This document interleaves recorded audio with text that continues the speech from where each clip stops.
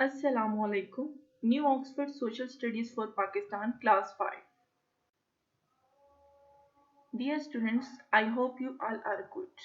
Today we are going to start our Rovian lesson part 1, lesson number 21, chapter number 1 to 4 जो हैं वो हम इसमें कवर करेंगे यानी मैप से लेके the polar regions and exploration तक. Today our Rovian chapters are first one is map, second world climate, third one is life in desert and forest regions, and fourth one is the polar regions and exploration. Our first topic is how we can show direction on a map. यानी हम किस तरह से map के ऊपर direction जो है show कर सकते हैं. The directions on a map are shown by a compass rose or an arrow marked with N at the top. Compass rose को आप पिक्चर में देख सकते हैं. इस कंपास रोज को आप हर मैप के ऊपर तकरीबन देखते हैं और इसका बेसिकली मकसद ये होता है कि ये डायरेक्शन शो करने के लिए बनाई जाती है. यानी नॉर्थ किस तरफ है, ईस्ट किस तरफ है, वेस्ट किस तरफ है या साउथ किस तरफ है. Our next topic is greenhouse. A greenhouse is a glass building in which plants that need protection from cold weather are grown. यानी बेसिकली ग्रीन हाउस जो होता है एक ऐसा सिस्टम होता है जिसके अंदर उन प्लांट्स को रखा जाता है जिनके लिए गर्म वेदर जो है या हॉट वेदर जो है वो ज़रूरी होता है. और बेसिकली ग्रीन हाउस जो होता है एक ग्लास बिल्डिंग होती है जिसे पौधों की प्रोटेक्शन के लिए जो है बनाया जाता है या इस्तेमाल किया जाता है. और मोस्टली ये उन प्लांट्स के लिए होता है जो गर्म जो कोल्ड वेदर में रहने के आदी नहीं होते और हॉट वेदर जो होता है उनके लिए सूटेबल होता है. Dear students, what are the greenhouse gases? Do you know?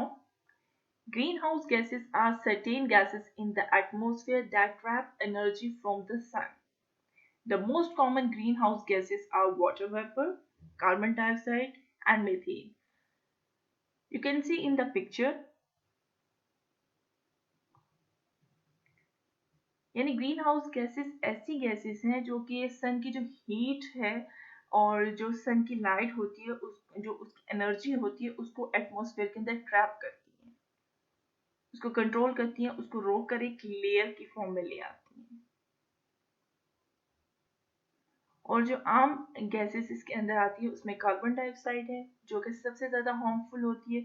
उसके अलावा नाइट्रोजन होती है, मीथेन होती है, वाटर वेपर होते हैं, अजोन जो होती है वो मौजूद होती है. ये तमाम गैसेस जो हैं ये मिलकर ग्रीन हाउस गैसेस कहलाती हैं. Our next topic is factors influence the climate. यानी ऐसे कौन से फैक्टर्स हैं जो क्लाइमेट पे असरअंदाज होते हैं या क्लाइमेट को मुतासिर करते हैं. तो उसके अंदर सबसे पहले आता है टेम्परेचर, फिर रेनफॉल, वाटर वेपर, विंड्स का चलना, विंड्स की जो डायरेक्शन है वो क्लाइमेट को चेंज करती हैं. अल्टीट्यूड, जितना आप हाइट पे होंगे उतना क्लाइमेट जो है आपका खुशगवार होगा, कोल्ड होगा, और जितना आप इक्वेटर के करीब होंगे और जितना आप ज़मीन के करीब होंगे उतना ही क्लाइमेट जो है वो, या प्लेन पे होंगे तो उतना ही क्लाइमेट जो है आपका गर्म होगा. इसी तरह ओशन करंट्स जो हैं वो असरअंदाज करती हैं. आप जितना लैटिट्यूड्स में अगर इक्वेटर के करीब हैं तो इक्वेटर आप पे उतना ही जो है वो असर डालेगा, आपके क्लाइमेट पे असर डालेगा. तो ये तमाम फैक्टर्स हैं जो मिल के हमारी वर्ल्ड का या अर्थ का जो क्लाइमेट है उसको चेंज करते हैं, उस पर असरअंदाज होते हैं. Our next topic is what is equatorial forest. Forest on equatorial belt that is between Tropic of Cancer and Tropic of Capricorn is termed as the equatorial forest of tropical forest. Equatorial forest receives more sunlight and more rainfall due to Earth's geography, and in all experience all seasons and weather round the year. Basically equatorial forest वो forest है जो equator पे मौजूद है, यानी tropic of cancer और tropic of Capricorn के दरमियान जो बेल्ट मौजूद है यानी इक्वेटर जो मौजूद है उसके ऊपर ये फॉरेस्ट मौजूद है और इसी वजह से इन्हें इक्वेटोरियल फॉरेस्ट भी कहा जाता है. इसके साथ साथ इनको ट्रॉपिकल फॉरेस्ट का नाम भी दिया जाता है. यहाँ पे बेसिकली पूरा साल जो है सनलाइट भी मौजूद होती है और उसके साथ साथ बहुत ज़्यादा रेनफॉल भी होती है जिसकी वजह से यहाँ की जो ट्रीज हैं या यहाँ पे जो प्लांटेशन है वो बहुत ज़्यादा डेंस है. Our next point is, what is temperate forest? Do you know? A temperate forest is a forest found between the tropical and boreal regions located in the temperate zones. यानी आपकी temperate belt जो है या temperate Jones जो हैं उनके ऊपर जो फॉरेस्ट मौजूद हैं वो टेम्परेट फॉरेस्ट कहलाते हैं. और second largest biome on the planet जो है और वो ये कहलाता है. इसके साथ साथ ये 25% वर्ल्ड फॉरेस्ट का जो एरिया है उसको कवर करता है. Due to its large size spanning several continents, there are several main types. Deciduous, coniferous, broadleaf and mixed forest and rainforest इसकी जो है वो types हैं. Our next topic is the Arctic region. The Arctic is a polar region located at the northernmost part of the earth. यानी अगर हम north में अर्थ के जाते हैं बिल्कुल टॉप पर तो वहां हमें आर्कटिक रीजन मिलता है. The Arctic consists of the Arctic Ocean, linked seas, and the parts of Alaska, Finland, Greenland, Iceland, northern Canada, Norway, Russia, and Sweden. And you can see in the map which is given. Our next topic is the Antarctic region. Antarctica is the world's southernmost continent, resting in the Antarctic Circle and surrounded by the Southern Ocean. With 14 million square kilometers of area, it's the fifth largest continent. Almost 98% of the continent is covered by ice 1 mile thick, which certainly makes for harsh terrain that has little established population. This continent contains 90% of the world's earth. एक तो ये area जो है अगर हम south में जाते हैं तो वहां पे मौजूद है. यानी दो पोल्स है, एक नॉर्थ पोल है अर्थ का और एक साउथ पोल है. और साउथ पोल जो है वहां पे एंटार्क्टिका मौजूद है.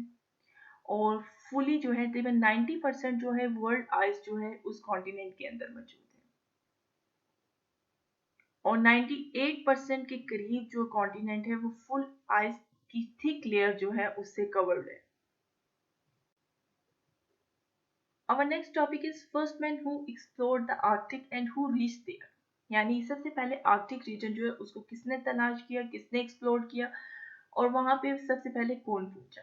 तो एक ग्रीक में आदमी है, ग्रीक से ताल्लुक रखने वाला. A Greek man Pytheas first explorer in this area in 325 BCE. उसके बाद फर्स्ट मैन जो वहां तक पहुंचा नॉर्थ पोल तक वो 20th सेंचुरी के अंदर गया और वो एक अमेरिकन बंदा था और उसका नाम था रॉबर्ट एडविन पेरे. और उसने 1909 के अंदर जो है फर्स्ट टाइम नॉर्थ पोल जो है उस तक रास्ता तलाश किया या उस तक वो पहुंचा. Our next topic is first person who reached this pole. यानी एंटार्क्टिका जो है, एंटार्क्टिका तक जो है कौन सा बंदा जो है या साउथ पोल तक सबसे पहले कौन सा आदमी पहुंचा.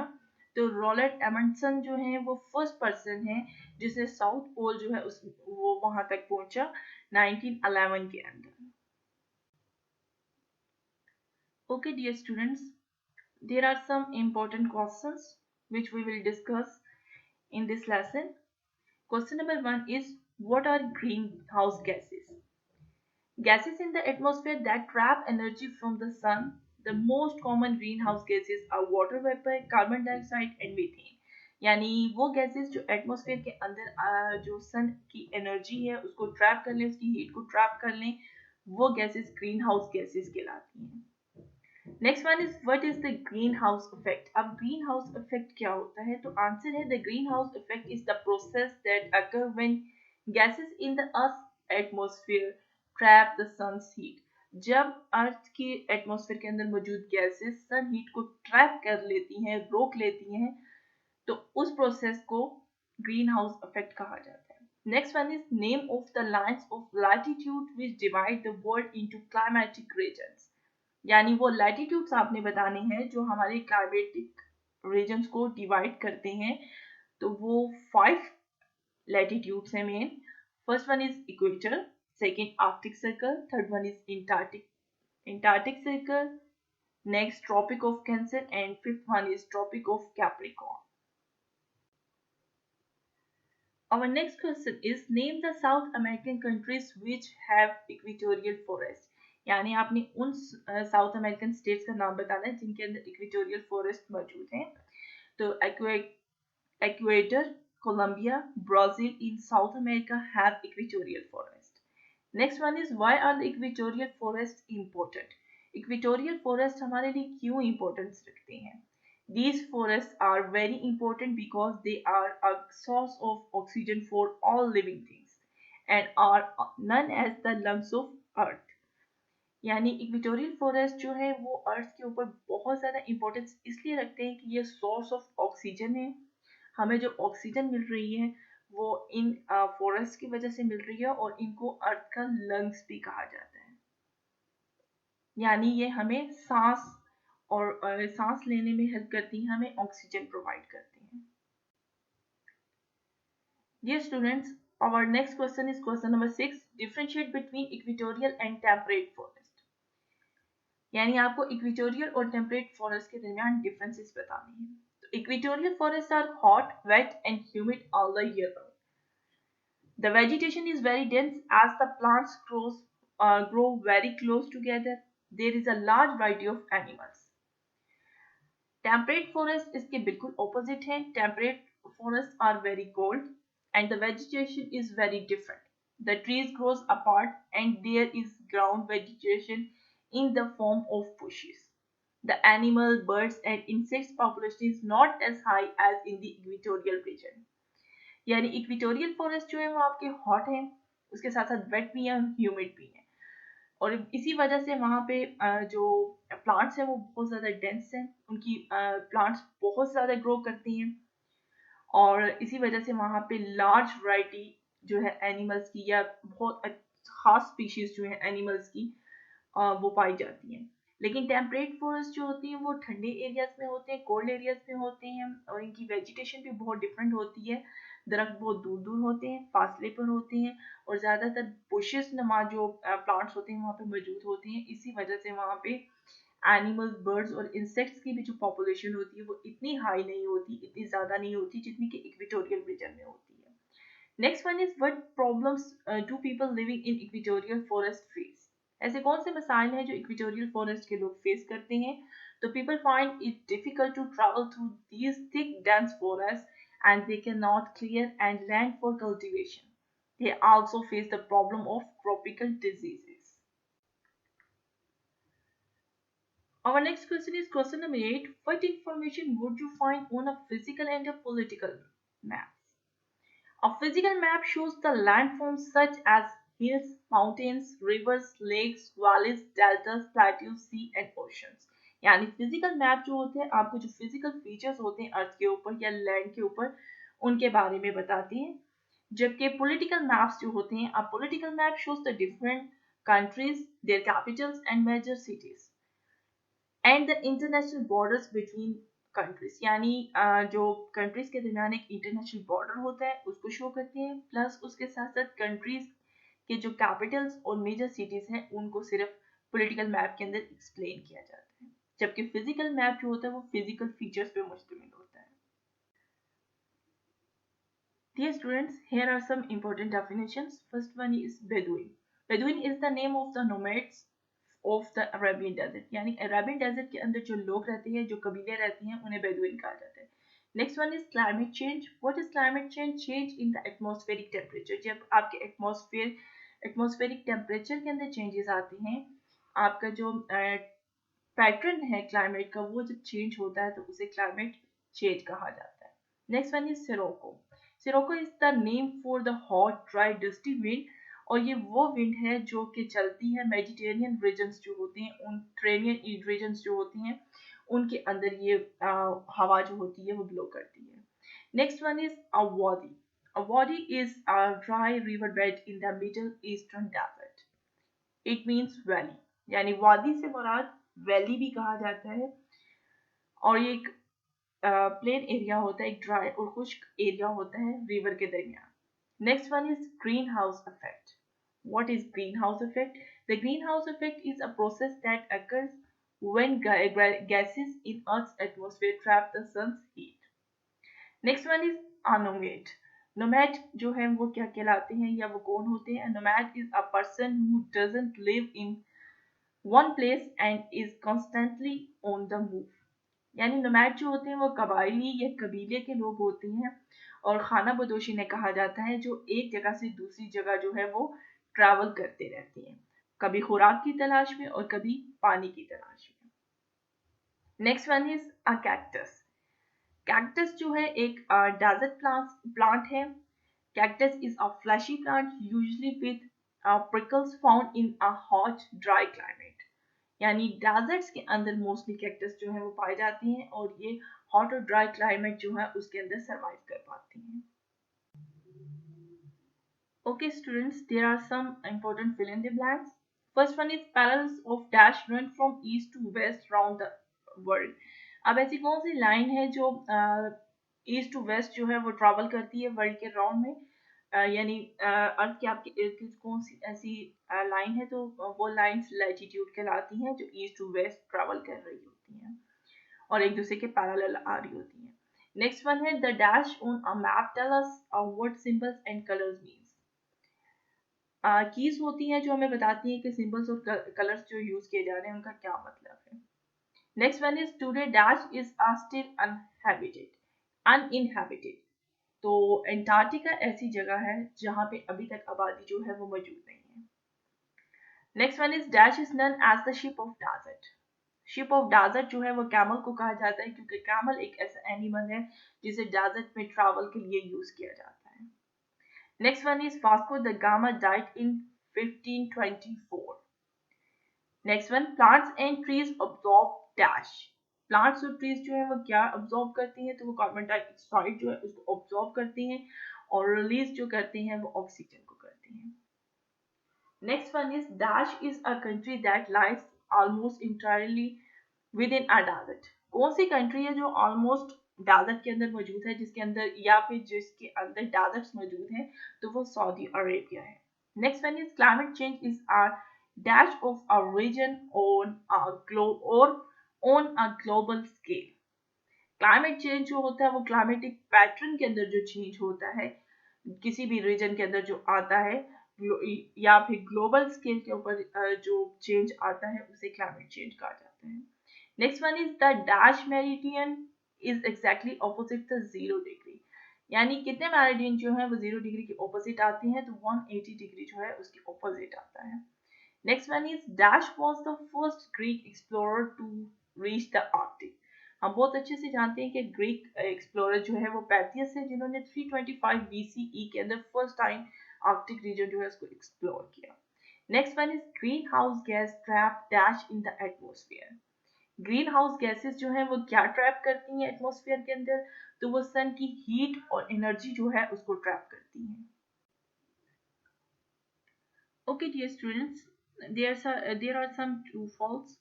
Like first one is Murray has a very dry climate with little rainfall. This is false statement क्योंकि मरी जो है उसका wet climate है और बहुत ज़्यादा heavy rainfall होती है. Next one is the Atacama Desert in Chile, South America. Yes, this is true.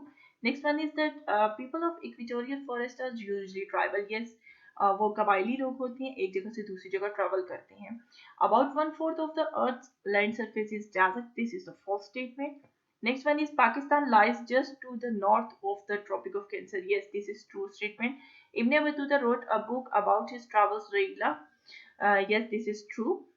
Next one is deserts are formed in places where there is a heavy rainfall. This is impossible. ये false statement है, जहाँ heavy rainfall होगी वहाँ desert मौजूद नहीं होंगे. Next one is temperate forests are quite different from the equatorial forest. Yes, this statement is true because temperate forest जो होती हैं equatorial forest के बिल्कुल opposite होते हैं. Next one is a book of map is called a notebook. No, this is false statement. जो book होती है maps पे मुश्तमिल उसे atlas कहा जाता है. Marco Polo returned home after 30 years. This is false statement. 24 years के बाद वो अपने घर वापस आए. The Namib Desert is in the Namibia is a tropical desert. No, this is false statement.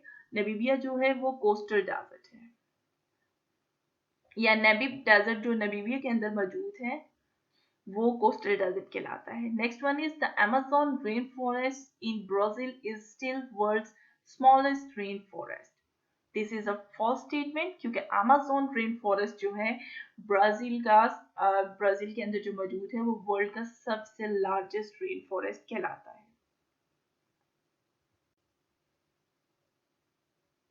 Dear students, I hope you understood all the topics and questions very well. Learn all the questions, fill in the blanks, true, false, all work pages for the midterm exams. Thank you.